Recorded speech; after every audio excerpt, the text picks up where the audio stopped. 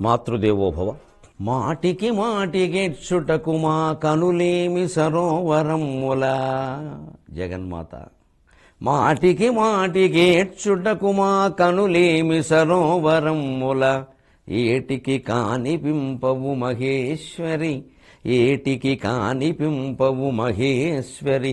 చూచడి గ్రంథరాజముల్ మాటకు మాట పెంచి అనుమానములెక్కువ చేయు.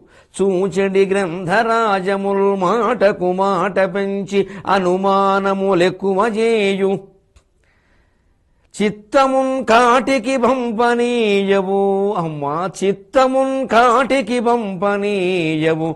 ఎకాయకి నిన్గనిపింపనిచ్చునే, ఎకాయకి నిన్గనిపింపనిచ్చునే.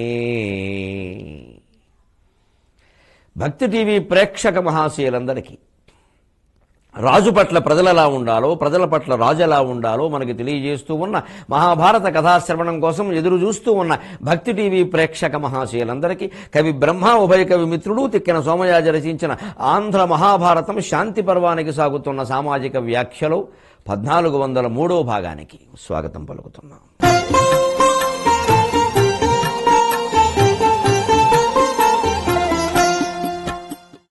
మాటికి మాటికెచ్చుటకు మా కనులేమి సరోవరముల.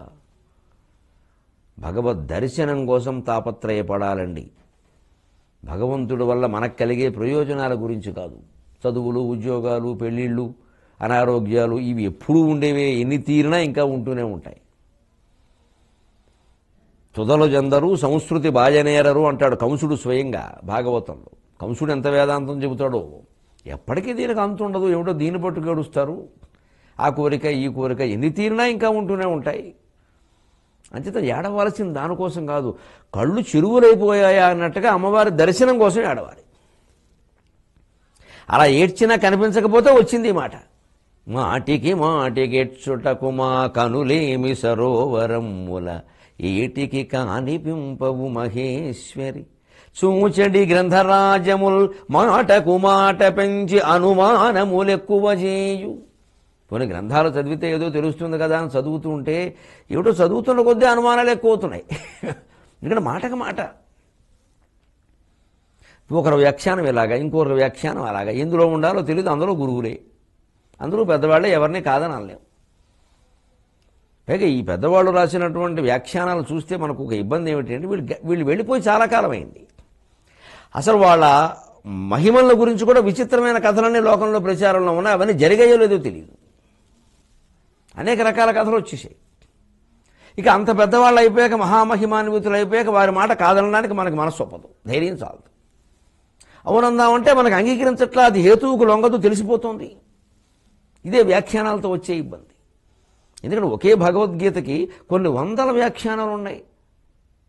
శంకరాచార్య అద్వైత పరంగా రాశారు, రామానుజాచార్య విశిష్టాద్వైత పరంగా రాశారు, మధ్వాచార్య ద్వైత పరంగా రాశారు, తిలక్ గారు ఇంకో రకంగా రాశారు, గాంధీ గారు ఇంకో రకంగా రాశారు, విద్యాప్రకాశ ఆనందగిరి స్వామి ఇంకో రకంగా రాశారు. అది అద్వైతమే అనుకోండి. ఏది నమ్ముతాం? ఎవరి వ్యాఖ్యానాలు వారుకున్నాయి, ఎవరినే కాదనడానికి లేదు. కొన్ని గాంధీ గారు, తిలక్ గారు అంటే నవీనులు అనుకుంటాం. మరి శంకరాచార్య, రామానుజాచార్య, మధ్వాచార్యని ఏమంటాం? అంటే మాటకు మాట పెంచి అనుమానములు ఎక్కువ చేయు. ఎందుకంటే ఈ శబ్దాలు అలా లాగడానికి ఇలా లాగడానికి రకరకాలు ఉంటాయండి. కస్మై దేవాయ అని వేదంలో ఒక మాట ఉంది. అది అలా వదిలేస్తే ప్రశ్నార్థకం. కానీ దానికి వ్యాఖ్యానంలో ఏముంది? అది అసలు ఏకస్మై దేవాయ, అక్కడ ఏ లోపించింది అన్నారు. ఏకస్మై దేవాయ అంటే మన స్థితి సరిపోతుంది అర్థం. అలాగని ఏ లోపించిందో లేదో తెలుస్తుంది. లోపించిందని వ్యాఖ్యాత అంటున్నాడు. నిజమో కాదో? అది కస్మై దేవాయేమో. ఇలా పాండిత్యంలోనే ఇన్ని విశేషాలు ఉన్నాయి. అందుకే అమ్మ ఎందుకు వచ్చింది ఇదంతా? వృధాశ్రమోయం పురుషాం వృధాయం కర్మిణాం శ్రమ యదిన బ్రహ్మ విజ్ఞానం ఇది వేదాంత నిండిమః అని చెప్పినట్టే ఎన్ని గ్రంథాలు చదివినా మాటకు మాట పెంచి అనుమానములెక్కువ చేయు. చిత్తమున్ కాటికి పంపనీయవు. ఇంత చేస్తే యోగవాసిష్టం లాంటి మహత్తర గ్రంథాల్లో మోక్షం అంటే ఏమిటయా? మనస్సు లేకుండా చేసుకోవడమే.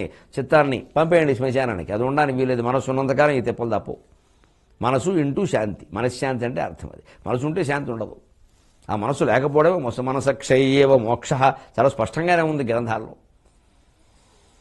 ఈ మనస్సునే కాటికి పంపనివ్వట్లేదమ్మా, ఇక నిన్ను కనిపించేలా చేస్తాయా అని అమ్మవారి ముందు చిత్తశుద్ధిగా మనం ప్రార్థన చేయడం ఉందే, ఇది జీవన్ముక్త స్థితి. భగవత్ ప్రార్థన ఇంత చిత్తశుద్ధిగా ఉండాలి. అందుకని మీకు మాతృ ప్రార్థన పేరు మీద జగన్మాతృ ప్రార్థనలు అందిస్తూ ఉన్నాం. అందరికీ పనికొస్తాయి. మా అమ్మ పేరు మీద పద్యం అయితే నా ఒక్కడి అనుభూతి అని మీరు అనుకోవచ్చు. ఇది అందరికీ సంబంధించింది. అందరూ ఇళ్లలో ప్రార్థన పద్యం కింద చదువుకోవచ్చు కూడా. ఇక్కడ ఎవరన్నా విడిగా ఎవరన్నా చదువుకుని అందులో మా అమ్మ కనిపించే సమస్య లేదు. అందరికీ తల్లి, మీకు మాకు అమ్మ అయినటువంటి జగన్మాత కనిపిస్తుంది. అందుకోసం ఈ విధానాన్ని ఇలా పాటిస్తున్నాం మనం. అదే పద్ధతిలో మనం చూస్తే గ్రంథాలు చదివిన కొద్దీ అనుమానాలు పెరుగుతాయి. ఇక రాజకీయ జీవిత విధానం ఎలా ఉంటుందండి, పరిపాలనా విధానం, అక్కడ అన్ని అనుమానాలు. ఎందుకంటే ఒక ధర్మశాస్త్రం ఇలాగ, ఒక ధర్మశాస్త్రం అలాగ, పైగా యుగానికో ధర్మశాస్త్రం. ఏ యుగంలో దేన్ని పాటించాలి? ఇప్పుడు అనుమానం వచ్చినప్పుడల్లా ఊరికే మనుస్మృతి మనుస్మృతి అని తిరగబడుతూ అసలు వీళ్ళకి తెలుసున్నది అది ఒక్కటే మాట.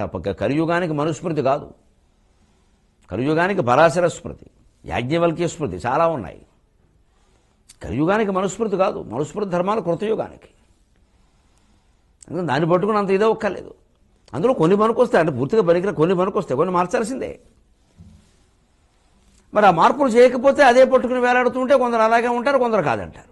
లోకమా మారిపోతూ ఉంటుంది. ఈ గ్రంథాల కోసం లోకమా కదగా. అందుకే ఎప్పుడు ఎన్ని గ్రంథాలు ఉన్నా ఆధ్యాత్మికత సహా, రాజకీయం సహా, విద్య సహా ఏదైనా సరే మన విచక్షణ జ్ఞానం వినియోగించవలసిందే అంటున్నాడు భీష్ముడు ధర్మరాజు. ద్వేష్యోపి సమ్మతశిష్టహతస్యార్థస్య యథౌషధం త్యాజ్యో దుష్టః ప్రియోప్యాసీత్ అంగుళీవ ఉరగక్షత. వేలికి పాము గరిచిందయ్యా, విషం ఎక్కుతోంది, వైద్యుడు వచ్చి ఆ వేలు తీసేస్తామంటే నా వేలు అంటే అంటావా? చెయ్యిపోతుంది, అప్పుడు ప్రాణమే పోతుంది. అలాగే నీ ప్రభుత్వం, నీ ఉద్యోగం, నీ దగ్గర పనిచేసే ఉద్యోగుల్లో నీకు బాగా కావలసిన వాడు మీ బావమరదో మీ తమ్ముడు ఆప్తుడో ఎవడో అవుతాడు. నువ్వంటే నీకు వాడంటే ఎందుకో ఓ ప్రేమ, ఓ పిచ్చి, వాళ్ళు ఏందే నేను ఉండలేనంటావు. అలా ఉంటుంది పరిస్థితి. కొంతమందికి ఏదైనా ఒక పదవి అప్పగించారనుకోండి, వెంటనే ఆయన ఒక కార్యదర్శి వేరే శాఖలో ఉంటాడు, ఆయన ఇక్కడికి రప్పించుకుంటాడు, నువ్వు ఉండాలయ్యా నాకు. ఇంతవరకు ఫలానా చోట కార్యదర్శిగా ఉన్నాను, ఇప్పుడు కొత్త మంత్రి గారి దగ్గర కార్యదర్శిగా వస్తే ఈయనకి ఆయనంటే ఓ నమ్మకం. మరి మంత్రులు ఎంత అధికారం ఉన్నా ఆ కార్యదర్శుల మీద ఆధారపడక తప్పదు. సమాచారం ఇచ్చేది వాళ్ళే. వాడు తప్పుతో పట్టిస్తే వీళ్ళు ఇబ్బంది పడిపోతారు. అలా తెలుసుకుంటారు. నిజమే, అంత కావలసిన వాడైనా సరే వాడు నీకు అపకారం చేస్తున్నాడు, రాజ్యానికి మేలు చేయడంలో ప్రజలకు అపకారం చేస్తున్నాడు అంటే వేలు గరిచిన పాము గరవగానే వేలు తొలగిస్తే చెయ్యి బాగుంటుంది, ప్రాణం బాగుంటుంది. అంచేత ఆ అధికారం తొలగించవలసిందే.